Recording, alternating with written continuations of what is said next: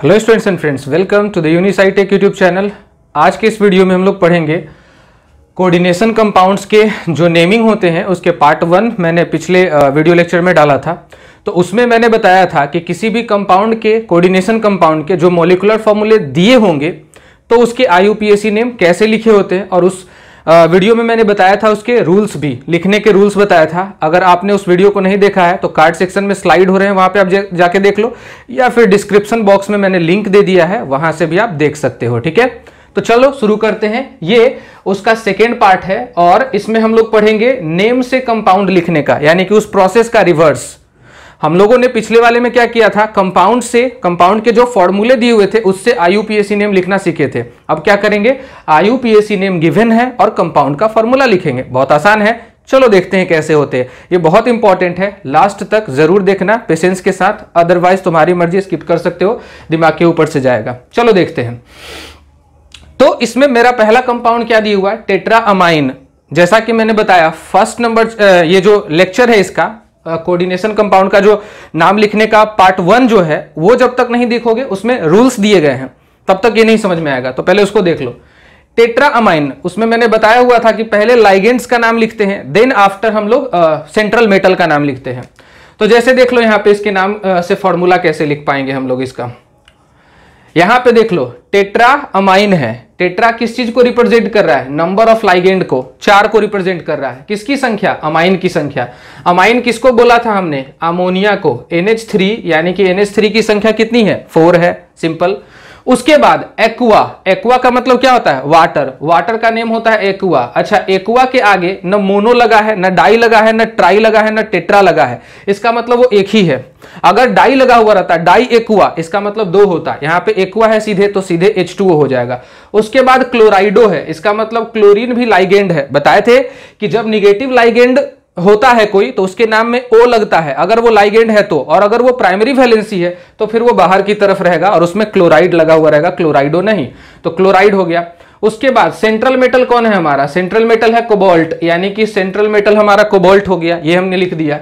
अब इसको हम क्लोज कर देते हैं, क्योंकि अब अंदर में कोई लाइगेंड नहीं था। अमाइन था एक लाइगेंड जिसकी संख्या 4 थी, एक्वा था एक लाइगेंड जो कि वाटर है, 1 था, क्लोराइडो 1 था। अब कुछ नहीं बचा है, अब बचा है क्लोराइड, बाहर वाला क्लोराइड। तो सवाल ये उठता है बाहर में कितना क्लोरीन हम ऐड करें। तो उसके लिए सबसे पहले हमें निकालने होंगे इसके पूरे कोऑर्डिनेशन कंपाउंड पे जो चार्ज है उसके बारे में पता करना होगा।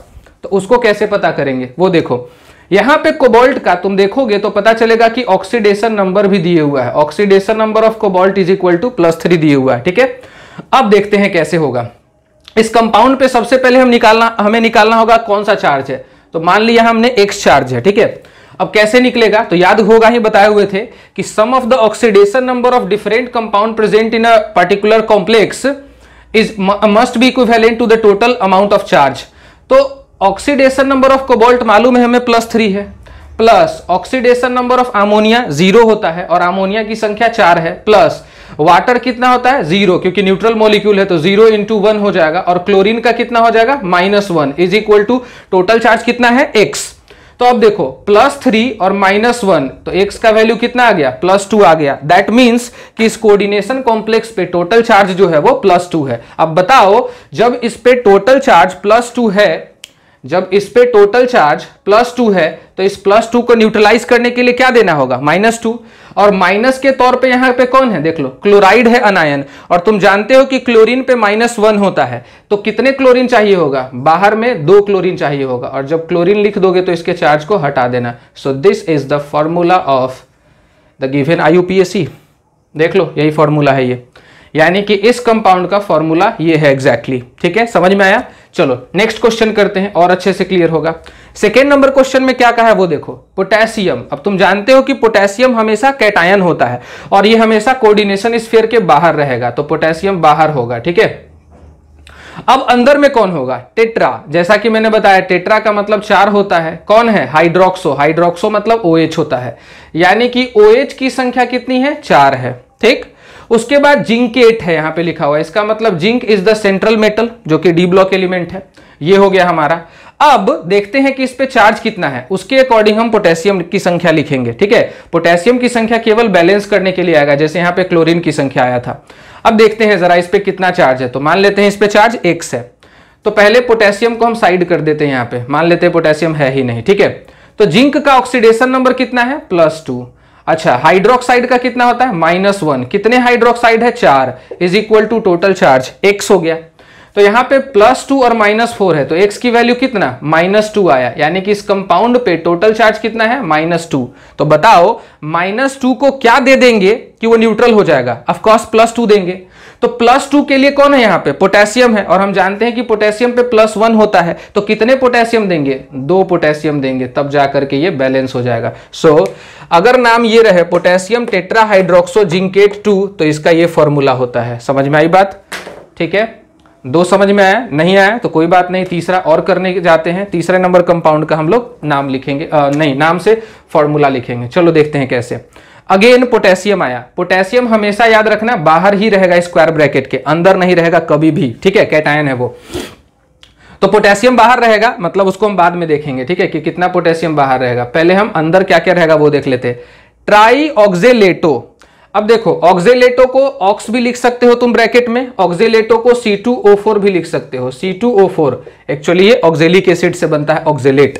तो क्या लिख सकते हो तुम? C2O4 को ब्रैकेट में लिख सकते हो। और ट्राई है, ट्राई है मतलब 3 है, ऑक्जेलेटो की संख्या 3 है, ठीक।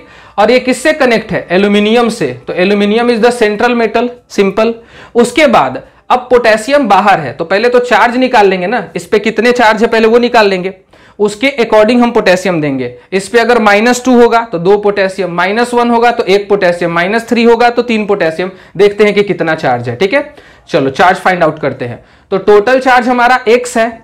अब एल्यूमिनियम का ऑक्सीडेशन नंबर क्वेश्चन में दिए हुआ है +3 है, और ऑक्जेलेट का हम लोग जानते हैं, ऑक्जेलेट का -2 होता है इंटू 3, 3 ऑक्जेलेट है। तो +3 - 6 इज इक्वल टू x। तो x इज इक्वल टू क्या हो जाएगा बताओ? x इज इक्वल टू -3 हो जाएगा, यानी कि इस पे -3 चार्ज है। तो 3 माइनस को बैलेंस करने के लिए 3 पोटेशियम की जरूरत है। So this is the formula of the given compound. तीसरे नंबर कंपाउंड का देख लो, ये फॉर्मूला हो गया। कितना बेहतरीन और आसान है, ठीक है। आगे बढ़ते हैं हम लोग, इस क्वेश्चन को भी हम लोगों ने डील कर लिया, ठीक है। अब नेक्स्ट क्वेश्चन पे आते हैं। 4th number question. कमेंट करके जरूर बताना समझ में आया या नहीं आया लिखने का तरीका, ठीक है। तुम लोग कमेंट नहीं करते हो, ये बहुत बुरी आदत है, उसमें कौन से पैसे लगते हैं भाई। अब चलो लिखते हैं इस कंपाउंड के नाम।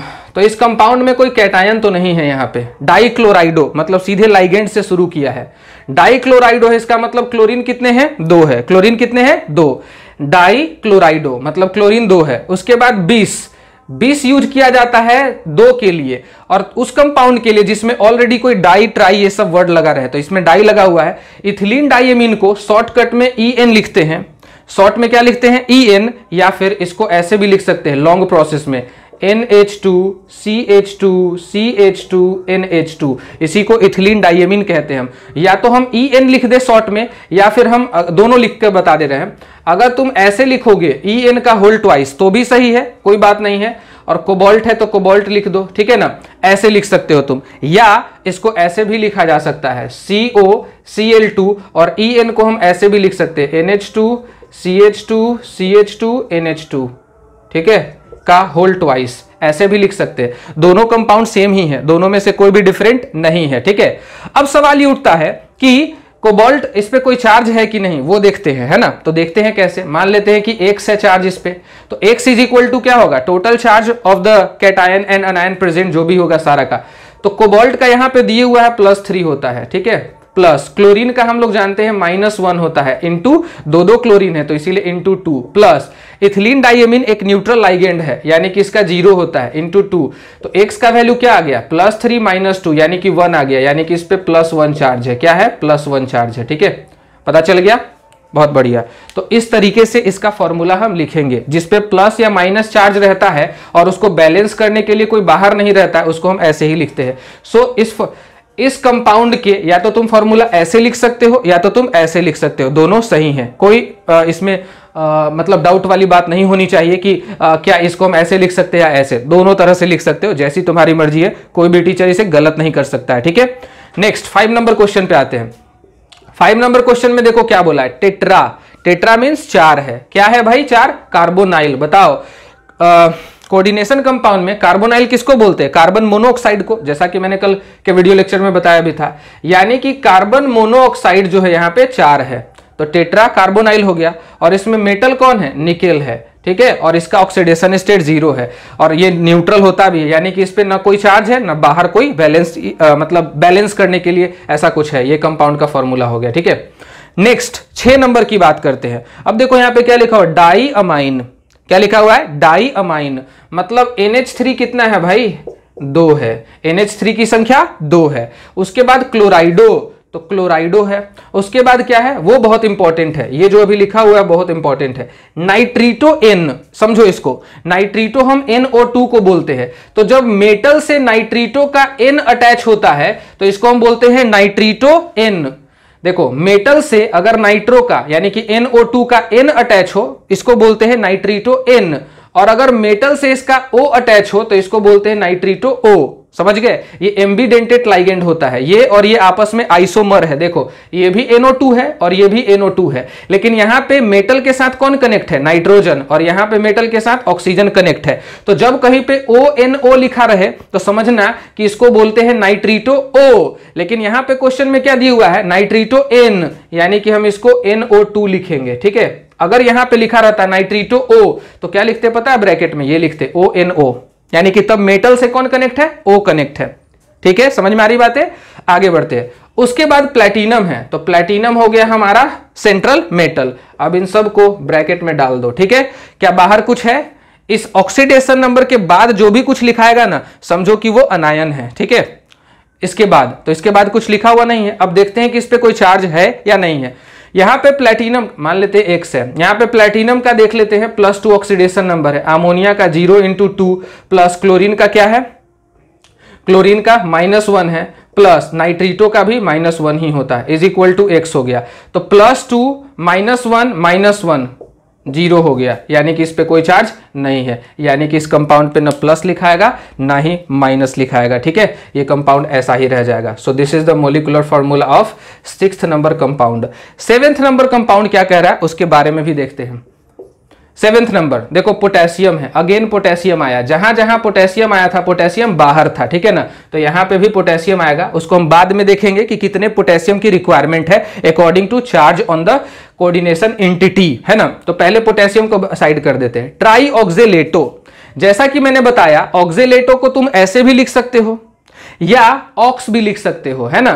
तो यहां पे ये चीज लिखे हो, तुम यहां पे ऑक्स लिख दो, कोई दिक्कत नहीं, या दोनों चीज हम बता दे रहे हैं। ट्राई ऑक्जेलेटो यानी कि ऑक्जेलेटो 3 है और उसके साथ क्रोमियम मेटल है, ठीक है, ऐसा कुछ है। तुम इसको ऐसे भी लिख सकते हो, क्रोमियम और ऑक्जेलेटो है तो C2O4 का होल थ्राइस कर दो, ऐसे भी लिख सकते हो। दोनों तरह से लिखा जा सकता है। सवाल ये उठता है पोटेशियम कितना देना पड़ेगा, तो पहले चार्ज निकाल लेते हैं, इस पे चार्ज कितने हैं। तो X = क्या हो जाएगा? क्रोमियम का चार्ज यहां पे दिए हुआ है +3 है, तो क्रोमियम +3 में है। उसके बाद ऑक्जेलेट -2 में रहता है हमेशा और × 3, क्योंकि 3 है इसकी संख्या, तो +3 - 6 = -3, यानी कि X = -3 आया। तो बताओ किसी कंपाउंड पे अगर -3 चार्ज है और उसको पोटेशियम के सहारे बैलेंस करना है तो कितना पोटेशियम देना होगा? 3, क्योंकि एक पोटेशियम पे तो मैक्सिमम +1 ही रहता है ना, लेकिन हमको तो +3 चाहिए। यानी कि इस कंपाउंड को या तो हम ऐसे लिख सकते हैं, X हटा दो, या तो ऐसे लिख सकते हैं या तो ऐसे लिख सकते हैं। तो हमने क्या सीखा? कंपाउंड जब IUPAC दिया हुआ रहे, कंपाउंड का IUPAC नेम, तो उससे हम फॉर्मूला इजिली निकाल सकते हैं। पता रहना चाहिए हमें पैटर्न, जो कि रूल के अकॉर्डिंग बताए थे फर्स्ट वीडियो लेक्चर में, तो उसके पैटर्न पता होने चाहिए हमें, ठीक है। अभी कुछ और क्वेश्चन करते हैं, तो 7 क्वेश्चन हुआ, और क्वेश्चन करते हैं, ठीक है। ओके, तो अब हम लोग क्या करते हैं कि और भी कुछ कंपाउंड्स लिया गया है एग्जाम्पल के तौर पे, और इसका हम लोग क्या करेंगे? फॉर्मूला लिखने की कोशिश करेंगे। चलो देखें आगे। 7 क्वेश्चंस हो ही गए हैं, और भी कर लेते हैं कुछ क्वेश्चंस, इससे और भी ज्यादा कॉन्फिडेंस क्लियर होगा हमारा, ठीक है ना। तो डाइक्लोराइडो, अब देखो डाइक्लोराइडो है, इसका मतलब क्लोरीन 2 है और वो भी लाइगेंड के तौर पे है, क्योंकि अगर ये लाइगेंड ना होता तो ये पहले नहीं लिखा था, ठीक है। तो डाइक्लोराइडो हो गया, यानी कि क्लोरीन की संख्या 2 है। उसके बाद 20, मैंने बताया था 20 भी 2 के लिए यूज करते हैं और डाई भी 2 के लिए यूज करते हैं, लेकिन 20 हम तब यूज करते हैं जब किसी लाइगेंड के नेम में ऑलरेडी कोई प्रीफिक्स रहेगा, डाई, ट्राई, इस तरह का कोई प्रीफिक्स रहेगा और उसकी संख्या अगर 2 होगा तो 20 यूज करेंगे। और याद करो इथेन 1,2-डाइएमीन को शॉर्टकट में हम लोग क्या लिख सकते हैं? EN भी लिख सकते हैं, En का होल ट्वाइस। उसके बाद यहां सेंट्रल मेटल कौन है, कोबाल्ट है, तो CO लिखेंगे, हो गया हमारा कंपाउंड। उसके बाद क्लोरीन देख लो, ऑक्सीडेशन नंबर के बाद जो क्लोराइड रहता है ना वो अनायन रहता है और वो बाहर रहता है, कोऑर्डिनेशन एंटिटी के बाहर रहेगा, ठीक है। तो पहले हम इस पे टोटल चार्ज कितना है वो फाइंड आउट कर लेते हैं, कितना चार्ज है। तो कैसे पता चलेगा, तो कोबाल्ट का ऑक्सीडेशन नंबर +3 है, प्लस क्लोरीन का क्या होता है -1 × 2, प्लस इथेन 1,2 डाइअमीन न्यूट्रल मॉलिक्यूल है तो 0 × 2 = x हो जाएगा। तो 3 - 2 यानी कि 1 हो जाएगा, यानी कि यहां पे +1 है, राइट। और बाहर में क्लोरीन है, और क्लोरीन पे जैसा कि हम लोग जानते हैं -1 चार्ज रहता है। तो बताओ अगर +1 को 1 माइनस दे दिया जाए तो न्यूट्रलाइज नहीं हो जाएगा, यानी कि यहां पे 1 क्लोरीन आएगा, ठीक है। समझ में आ रही बात है, ठीक है। अगर +2 चार्ज रहता तो 2 क्लोरीन देना पड़ता, अगर +3 चार्ज रहता तो 3 क्लोरीन देना पड़ता, ठीक। इसको एक और तरीके से लिख सकते हैं इस फॉर्मूला को, COCl का होल ट्वाइस, और जैसा कि मैंने बताया था En को आप चाहो तो डिटेल में लिख सकते हो इसके फॉर्मूले को। En का मतलब यही होता है इथेन 1,2 डाइअमीन या इथिलीन डाइअमीन, और इसकी संख्या कितनी थी 2, और बाहर में Cl कर दो। यानी कि इस कंपाउंड के 2 तरीके हैं लिखने के, एक ये भी तरीका सही है, एक ये भी तरीका सही है। आपको जो सही लगे आप अच्छा से लिख सकते हो, कोई गलत नहीं दोनों में से। अब चलते हैं 9 नंबर कंपाउंड की तरफ। 9 नंबर में क्या है, पेंटा अमाइन। सबसे पहले तो अमाइन किसको बोलते हैं हम लोग, NH3 को, और वो भी 5 है। पेंटा का मतलब होता है 5 है। उसके बाद क्या है, कार्बोनेटो। याद करो कार्बोनेट को हम लोगों ने क्या पढ़ा था, कार्बोनेटो, निगेटिव लाइगेंड का नाम O से खत्म होना चाहिए। तो कार्बोनेट किसको बोलते हैं, CO3 को, तो कार्बोनेटो CO3 हो गया, ठीक। उसके बाद सेंट्रल मेटल कौन है हमारा, कोबाल्ट है, तो कोबाल्ट लिख दिया हमने। और बाहर में क्या है, अनायन, क्लोराइड। यहां देख लो क्लोराइड बाहर था, यहां भी क्लोराइड बाहर है। सवाल ये उठता है कितना क्लोराइड बाहर है, तो उसको पता करने के लिए टोटल चार्ज कितना है वो हमको पता करना होगा। तो देख लेते हैं, x मान लेते हैं यहाँ पे। तो x = क्या होगा, कोबाल्ट का ऑक्सीडेशन नंबर कितना है, देख लो कितना है +3, प्लस अमोनिया का कितना होता है 0 × 5, प्लस कार्बोनेट का -2 होता है, तो कितना हो जाएगा +3 - 2 = +1, यानी कि इस पे कितना चार्ज आया, +1 आया। अच्छा, +1 को कितना माइनस दोगे कि न्यूट्रल हो जाएगा, 1 ना, तो क्लोरीन 1 चाहिए यहाँ पे, 1 क्लोरीन से काम बन जाएगा, ठीक है। अगर 2 पॉजिटिव होता तो 2 क्लोरीन देना पड़ता, ठीक है। अब हम लोग बढ़ते हैं 10 नंबर क्वेश्चन की तरफ। 10 नंबर क्वेश्चन क्या कह रहा है उसकी तरफ। 10 नंबर क्वेश्चन कह रहा है मरकरी, मरकरी मतलब Hg है ये, ठीक है। और देखो यहाँ पे एक चीज तुम गौर करोगे कि मरकरी भी डी ब्लॉक एलिमेंट है और कोबाल्ट भी डी ब्लॉक एलिमेंट है। तो सवाल ये उठता है कि यहाँ पे सेंट्रल मेटल कौन होगा। ऑफ कोर्स मरकरी नहीं होगा, क्योंकि सेंट्रल मेटल का नाम लाइगेंड के बाद में लिखाता है। तो लाइगेंड ये रहा, उसके बाद किसका आया, कोबाल्ट का, यानी कि सेंट्रल मेटल यहाँ पे कौन है, कोबाल्ट है। तो जैसे वहां पे पोटेशियम बाहर रहता था, याद है ना, उसी तरह से मरकरी यहाँ बाहर रहेगा। अब सवाल ये उठता है कितना मरकरी बाहर रहेगा, वो तो हम लोग देख लेंगे। कोबाल्ट हो गया। उसके बाद लाइगेंड कौन है, टेट्रा। टेट्रा मतलब क्या होता है 4, और वो भी थायोसाइनेटो। ध्यान से सुनना, थायोसाइनेटो बोला है, तो साइनेटो को बोलते हैं CNO, ठीक है ना। क्या बोलते हैं, थायोसाइनेटो। हमसे पूछा गया है कि थायोसाइनेटो के बारे में बताइए, ठीक है ना। तो थायोसाइनेटो को हम लिख सकते हैं SCN। SCN ये होता है थायोसाइनाइड, ठीक है। तो SCN ही होगा, हाँ SCN होगा, SCN हो जाएगा थायोसाइनेटो का, ठीक है। और उसके बाद हो जाएगा हमारा इसका नाम साइनेटो, CON होता है। एक सेकेंड, थोड़ा सा कंफ्यूजन है इसमें, एक सेकेंड मैं क्लियर कर लेता हूँ थोड़ा। SCN को थायोसाइनाइड बोलते हैं, तो थायोसाइनाइडो होगा ना, साइनेटो होता है, ये होता है CNO साइनेटो, तो NCO, ओके। तो इसका नाम हो जाएगा NCO, थायोसाइनेटो। थायोसाइनेटो कितना 4, ठीक है। उसके बाद क्या आ जाएगा, कोबाल्ट। कोबाल्ट लिखा चुका है। अब सवाल ये उठता है कि इस पे कितना चार्ज है, ठीक है ना। तो इस पे x चार्ज मान लेते हैं, उसके चार्ज के अकॉर्डिंग हम लोग मरकरी दे देंगे। तो x = क्या हो गया, कोबाल्ट का ऑक्सीडेशन नंबर +3 हो गया। उसके बाद NCO, साइनेटो का होता है -1, तो थायोसाइनेटो का भी -1 होगा, ठीक है। तो एक सेकेंड, मैं थायोसाइनेटो का शायद फॉर्मूला पहले सही लिखा था, SCN ही होगा, ठीक है। ये सही है, ये सही है, कंफर्म, ठीक है। अब इसका -1 होता है, -1 होता है मतलब -1 × 4 हो जाएगा। कोबाल्ट का +3, थायोसाइनाइड का -1 × 4 इज इक्वल टू x है, तो x की वैल्यू कितना आ गया -1, यानी कि एक मरकरी ही काफी है यहाँ पे, क्योंकि मरकरी पे क्या होगा +1 होगा, और -1 को न्यूट्रलाइज करने के लिए क्या करेंगे हम लोग +1 देंगे, ठीक है ना, यानी कि एक mercury is enough for this compound. ठीक है, अब आगे बढ़ते हैं हम लोग। तो इस कंपाउंड का ये हो गया फॉर्मूला जो आप बोर्ड पे देख रहे हो। नेक्स्ट 11 नंबर की बात करते हैं हम लोग। 11 नंबर में क्या होगा वो देखो, क्या नाम है, टेट्रा। टेट्रा मतलब 4, क्या 4, अमाइन, यानी कि अमाइन की संख्या कितनी है 4 है। उसके बाद डाई एक्वा, डाई एक्वा मतलब वाटर कितना है 2 है। उसके बाद कोबाल्ट है, सेंट्रल मेटल लिख लिए। अब बाहर में फिर से क्लोराइड है, बाहर में फिर से क्लोराइड है। सवाल ये उठता है कितना क्लोरीन है, तो पहले इस पे कितना चार्ज है वो निकाल लेते हैं, उसके अकॉर्डिंग हम क्लोरीन देंगे। तो x is equal to, cobalt का ऑक्सीडेशन नंबर कितना है +3, ठीक है। उसके बाद अमोनिया का कितना होता है, तो 0 × 4 प्लस वाटर का कितना होता है 0 × 2 इज इक्वल टू +3 ही रह जाएगा, यानी कि इस कंपाउंड पे चार्ज कितना आया है +3। तो बताओ कितने क्लोरीन की जरूरत है, क्योंकि एक क्लोरीन -1 चार्ज -1 चार्ज होता है, तो +3 को न्यूट्रलाइज करने के लिए -3 चाहिए। -3 का मतलब क्या होता है 3 क्लोरीन देना पड़ेगा हमें, यानी कि Cl3 बाहर में हो जाएगा। ठीक है, अब जाकर के ये कंपाउंड जो है वो परफेक्ट बन चुका है। ठीक है, IUPAC नेमिंग जो दिए गए हैं उसके अकॉर्डिंग। अब हम लोग बढ़ते हैं नेक्स्ट क्वेश्चन की तरफ।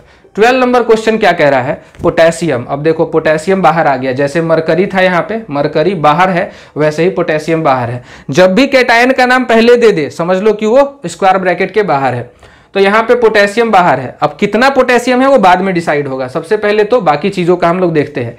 टेट्रासाइनो, साइनो होता है CN को बोलते हैं, इसको साइनाइडो भी बोलते हैं, साइनो भी बोलते हैं। ठीक है, 4 है साइनाइड। उसके बाद निकेल है यहाँ सेंट्रल मेटल, तो ये हो गया हमारा कंपाउंड। अब सवाल ये उठता है कितना चार्ज है, तो मान लेते हैं कि x है इस पे पॉजिटिव चार्ज, तो निकेल का कितना हो गया ऑक्सीडेशन नंबर +2, प्लस साइनाइड का कितना होता है -1, कितने साइनाइड है 4, तो +2 इसका ऑक्सीडेशन नंबर और इसका oxidation number is equal to total पे जो चार्ज होता है वो, तो x इज इक्वल टू कितना हो गया -2, यानी कि इस टोटल कोऑर्डिनेशन एंटिटी पे चार्ज कितना आया नेगेटिव -2। तो बताओ कितना पोटेशियम देंगे कि इसका -2 बैलेंस हो जाएगा। सिंपल है, एक पोटेशियम पे 1 प्लस चार्ज होता है, तो कितने पोटेशियम की जरूरत है 2 पोटेशियम की जरूरत है। अब जाकर के इसका -2 खत्म। तो this is the molecular formula of the given compound name, जो भी IUPAC नेम दिए हुए हैं। अब नेक्स्ट 13 नंबर क्वेश्चन की तरफ बढ़ते हैं। 13 नंबर क्वेश्चन में क्या दिया हुआ है, ट्रीस। जैसा कि मैंने बताया बीस, ट्रीस, टेट्राकिस, पेंटाकिस, ये सब इन सब ऐसे लाइगेंड्स के लिए यूज किए जाते हैं जिसमें ऑलरेडी कुछ प्रेफिक्स जुड़े हुए हो, नंबर्स के प्रेफिक्स, ठीक है ना। तो इसीलिए ट्रीस है, ट्रीस का मतलब होता है 3, 20 का मतलब 2, टेट्राकिस का मतलब 4। तो इथेन 1,2 डाइएमीन जो है वो कितने हैं 3 है, तो हमको लिखना पड़ेगा यहाँ पे इथेन 1,2 डाइएमीन को शॉर्टकट में EN भी लिखते हैं, तो EN का होल थ्राइस हो गया। मेटल कौन है यहाँ पे क्रोमियम, तो Cr लिख देंगे। उसके बाद बाहर कौन है क्लोराइड, अब कितना क्लोराइड है वो बाद में डिसाइड होगा, पहले यहाँ पे x की वैल्यू निकालते हैं कि कितनी है, देखते हैं। क्रोमियम +3 में है यहाँ पे, plus ethylene diamine neutral molecule होता है, तो 0 × 3 इज इक्वल टू x हो जाएगा, यानी कि यहाँ पे वैल्यू क्या आया +3 आया। क्या आया, x की वैल्यू क्या आया +3 आया, यानी कि कितना माइनस दे देंगे कि ये कंपाउंड न्यूट्रल हो जाएगा, तो 3-, क्योंकि 3+ को 3- चाहिए, लेकिन एक क्लोरीन तो एक ही माइनस को न्यूट्रलाइज कर सकता है, यानी कि यहाँ पे कितने क्लोरीन की जरूरत है 3 क्लोरीन की जरूरत है। So this is the formula of the given IUPAC name. ठीक है, ये हो गया फॉर्मूला। आई होप समझ में आ रहा होगा सब कुछ। उसके बाद आते हैं अमाइन ब्रोमाइडो। अब ये देखो अमाइन बोला है, अमाइन मतलब क्या होता है NH3।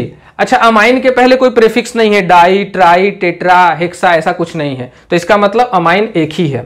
उसके बाद ब्रोमाइडो के आगे भी डाई, ट्राई कुछ नहीं लगा हुआ है, इसका मतलब ब्रोमीन एक ही है। क्लोरीन भी एक ही है। और नाइट्रीटो, ध्यान से सुनना, नाइट्रीटो N का मतलब अभी जस्ट मैंने बताया था, NO2 का जब N यानी कि नाइट्रोजन एटम मेटल से कनेक्ट होगा तो नाइट्रीटो N कहते हैं, और अगर ऑक्सीजन कनेक्ट होगा तो नाइट्रीटो O कहेंगे, यानी कि नाइट्रीटो का मतलब हो गया NO2 है। कितना है, तो 1 है। नाइट्रीटो के आगे कुछ नहीं ना लगा हुआ है, डाई, ट्राई, ऐसा कुछ, तो सब कुछ यहाँ एक ही है। और उसके बाद मेटल कौन है, प्लेटिनम, PT है ना। और देखते हैं कि कितना चार्ज है, तो प्लेटिनम का ऑक्सीडेशन नंबर +2 होता है, अमोनिया का 0 × 1 है ना, हाँ सही है, प्लस ब्रोमीन का -1 होता है, प्लस क्लोरीन का भी -1 होता है, प्लस NO2 का भी -1 ही होता है, is equal to total charge मान लिया हमने x, ठीक है ना। अब देखते हैं कि इसका बैलेंस कैसे, मतलब इस पे कोई चार्ज है कि नहीं, पहले वो देख लेते हैं। तो ये रहा +2 और ये रहा -1 -1 -1 यानी कि -3 इज इक्वल टू x, तो x बराबर -1 यानी कि इस पे क्या है, -1 चार्ज है। वैसे भी इस पे 8 लिखा हुआ था, 8 प्लेटिनेट, इसका मतलब ये हुआ कि कोऑर्डिनेशन एंटिटी पे कोई ना कोई निगेटिव चार्ज तो था ही, जिसको बैलेंस नहीं किया गया है, ठीक है ना। यहाँ पे पोटेशियम दे करके हम चाहे तो इसको बैलेंस कर सकते हैं, बट ऐसा IUPAC नेम इंस्ट्रक्शन नहीं दे रहा है, इसीलिए हम पोटेशियम अपने मर्जी से नहीं लिख सकते हैं। तो यहाँ पे -1 छोड़ के, मतलब लिख के छोड़ देंगे, ये जरूरी है लिखना, माइनस है कि प्लस है ये सब लिखना जरूरी होता है, ठीक है। नहीं है तो कोई बात नहीं, लेकिन है तो लिखेंगे, ठीक है। अब आते हैं नेक्स्ट क्वेश्चन पे, डाइक्लोराइडो 20, तो देख लेते हैं क्लोरीन कितना है, 2 है, उसके बाद 20 है, 20 इथेन 1,2 डाइएमीन, तो इसको शॉर्ट, अच्छा हाँ इसको एक और तरीके से लिख सकते हो, ये तो शॉर्टकट तरीका था ना, इसको ऐसे भी लिख सकते हो, Cr इथेन 1,2 डाइएमीन को क्या लिखोगे, NH2 CH2 CH2 NH2 है ना का होल थ्राइस, और उसके बाद बाहर क्या लिख दोगे, Cl3, ठीक है ना, ऐसा हो जाएगा ये कंपाउंड। उसी तरह से 15 नंबर क्वेश्चन में क्या होगा, 2 क्लोरीन है और इथिलीन डाइएमीन कितना है, 2 है। देखो 20 का मतलब 2 है, कौन है 2, इथिलीन डाइएमीन। इथिलीन डाइएमीन को शॉर्टकट में क्या लिखते हैं, EN का होल ट्वाइस, ठीक है ना। उसके बाद अच्छा मेटल का नाम भी तो लिखना है ना, मेटल कौन है, प्लेटिनम, तो प्लेटिनम हो गया। बाहर में है, बाहर में देख लो नाइट्रेट है, तुम जानते हो कि नाइट्रेट जो होता है, जैसे क्लोराइड पे -1 होता है, वैसे ही नाइट्रेट पे -1 होता है, यानी कि नाइट्रेट पे -1 है। अब कितना नाइट्रेट चाहिए वो बाद में पता चलेगा, जब इसका हम x का वैल्यू निकालेंगे, यानी कि टोटल चार्ज क्या है वो निकालेंगे। तो प्लेटिनम यहां देख लो +4 में है, देख रहे हो, फिर +1, क्लोरीन क्या है, -1 × 2 इज इक्वल टू इथिलीन, अच्छा इथिलीन का क्या होता है, 0 × 2 हो जाएगा, इज इक्वल टू x हो जाएगा। तो +4 - 2 इज इक्वल टू x, तो x बराबर क्या हो गया, +2, यानी कि यहां पे पॉजिटिव चार्ज कितना है, +2 है। तो बताओ नाइट्रेट पे होता है -1 चार्ज, तो कितना नाइट्रेट हम दे देंगे कि इसका पॉजिटिव चार्ज बैलेंस हो जाएगा, तो नाइट्रेट की संख्या 2 दे देंगे हम। एक नाइट्रेट से काम नहीं चलेगा, एक नाइट्रेट से तो +1 में बैलेंस होगा, लेकिन 2 नाइट्रेट से +2 बैलेंस हो जाएगा। यहाँ पे +2 था तो -2 चाहिए, -2 2 नाइट्रेट मिलकर के बनाएगा, ठीक है, क्लियर हो रहा है। ये हो गया एक तरीका। उसके बाद नेक्स्ट 16 नंबर देखते हैं, 16 नंबर क्वेश्चन क्या है, 16 नंबर है आयरन 3 हेक्सासाइनो। अब देखो यहाँ पे आयरन जो है पहले ही लिखा हुआ, इसका मतलब ये हुआ कि वो सेंट्रल मेटल तो नहीं है, वो बाहर वाला मेटल है। जो भी मेटल पहले लिखा जाए मतलब वो बाहर है। जब भी याद रखना लाइगेंड से पहले अगर कोई मेटल लिखा हुआ है तो वो बाहर है, यानी कि यहाँ पे आयरन जो है +3 वाला बाहर में है, आयरन जो है वो +3 वाला बाहर में है, ठीक। उसके बाद अब इस कंपाउंड के बारे में बात करते हैं, हेक्सासाइनो। इसका मतलब होता है कि यहां पे आयरन है सेंट्रल मेटल, फेरेट है तो, और हेक्सासाइनो है मतलब साइनाइड यहां पे 6 है, ठीक, ये हो गया। अच्छा अंदर वाला आयरन +2 में है, तो देखते हैं इस पे चार्ज कितना है, पहले वो निकाल लेते हैं, x चार्ज निकाल लेते हैं, ठीक है। तो मान लेते हैं कि आयरन का 2 है, आयरन का वैसे भी 2 दिया हुआ है, प्लस साइनाइड का -1 × 6 होता है, ठीक। उस पे टोटल चार्ज कितना है, x, तो देख लेते हैं, +2 - 6 इज इक्वल टू x, तो x बराबर क्या हो गया, -4 हो गया, यानी कि इस कंपाउंड की वैलेंसी कितना हो गया, -4, और इसका कितना है, +3। क्रॉस मल्टीप्लीकेशन 9th क्लास में सीखे ही हो, है ना। तो चलो कर दो मल्टीप्लाई, तो तुम देखोगे एक चीज कि x जो है, x का वैल्यू तो -4 आया था ना, तो ये जो 4 है वो इससे मल्टीप्लाई होगा और 3 इससे मल्टीप्लाई होगा, तो फॉर्मूला क्या निकल कर आया, Fe4, बाहर वाला जो आयरन है वो 4 से मल्टीप्लाई हुआ, ठीक। अच्छा ब्रैकेट वाला जो कंपाउंड है वो किससे मल्टीप्लाई हुआ, देखो FeCN का होल 6 कितना से मल्टीप्लाई हुआ, 3 से। So this is the formula of this compound, ठीक है, उस कंपाउंड का फॉर्मूला ये रहा। कोई डाउट है? मेरे ख्याल से इतना क्वेश्चन काफी था करने को, ठीक है ना। बाकी चीजें जो है अगर कोई प्रॉब्लम हो तो कमेंट सेक्शन में बता दीजिएगा आप लोग, ठीक है ना, कि क्या प्रॉब्लम हुई है, ये समझ में आया है या नहीं आया है, ये भी कॉन्सेप्ट बता देना, ठीक है ना। आज के लिए इस वीडियो में मेरे ख्याल से इतना ही, मिलते हैं नेक्स्ट वीडियो में, और तब तक के लिए स्टे सेफ, हैव फन, जय हिंद, वंदे मातरम।